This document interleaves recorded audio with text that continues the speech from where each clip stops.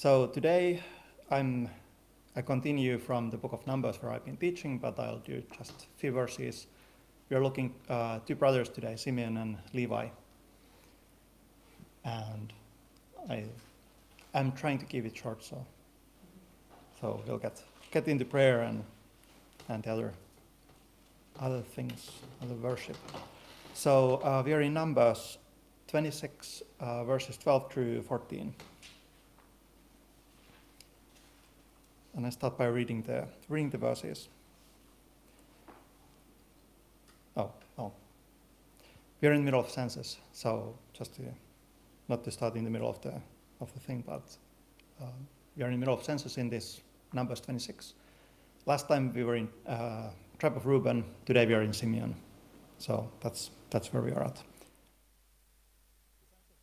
According to their families were of Nemuel, the family of the Nemuelites, of Yamin, the family of the Yaminites, of Yahin, the family of the Yahinites, of Zerah, the family of the Zarahites, of Shaul, the family of the Shaulites.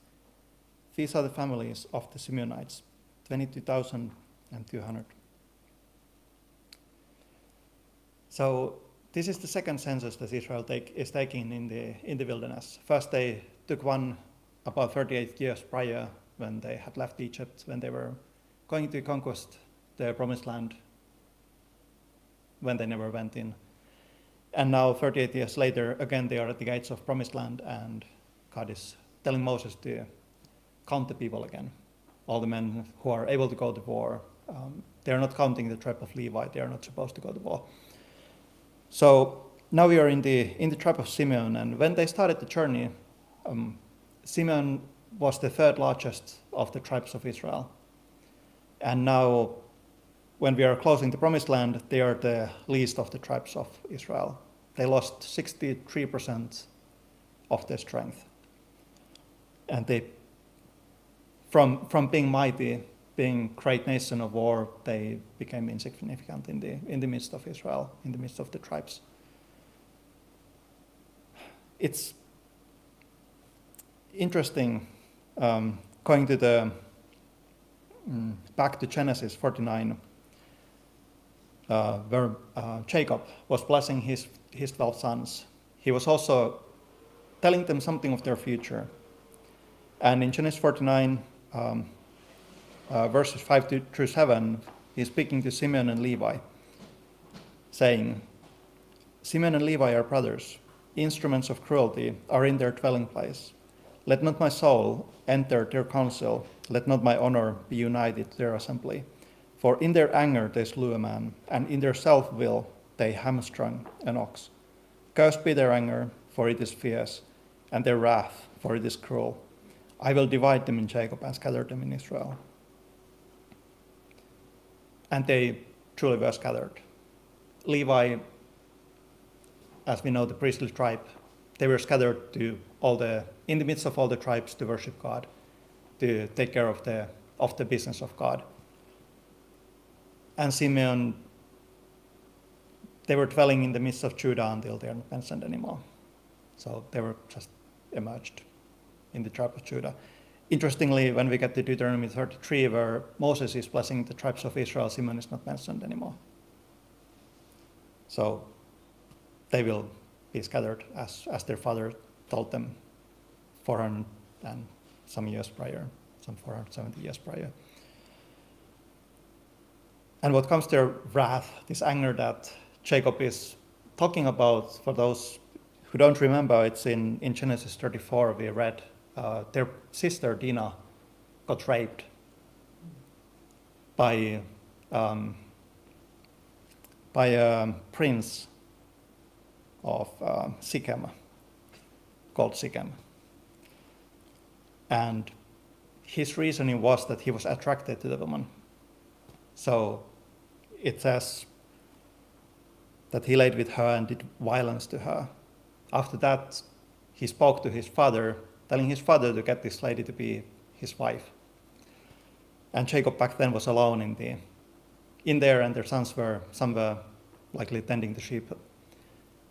And he didn't want to cause any trouble, so he was kind of just going alone, not saying anything against it. But when Simeon and Levi came back, they were angry. And they made a scheme. They told the whole city of Shechem to get themselves circumcised, become like the Hebrews. And then they would become one nation. But on the third day, when they were on their sorest, Levi and Simeon went in and killed all the men in the village. And basically took all the women and children, all the cattle as captive. So this is what Jacob is referring to, this anger that they had.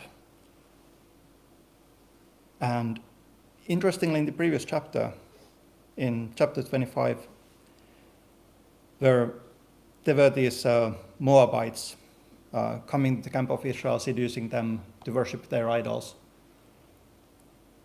It's saying in verse 6, starting from verse 6 in Numbers 25, "And indeed, one of the children of Israel came and presented to his brethren a Midianite woman in the sight of Moses and in the sight of all the congregation of the children of Israel, who were keeping at the door of the tabernacle of meeting. Now when Phinehas, the son of Eleazar, the son of Aaron the priest, saw it, he rose from among the congregation and took a javelin in his hand. And he went after the man of Israel into the tent and thrust both of them through, the man of Israel and the woman, through her body. So the plague was stopped among the children of Israel, and those who died in the plague were 24,000. I think here we see something resembling of the wrath of Levi in Levi's descendant. And interestingly, we also learn that this man that was cast through with javelin was a Simeonite. And for me, it kind of feels like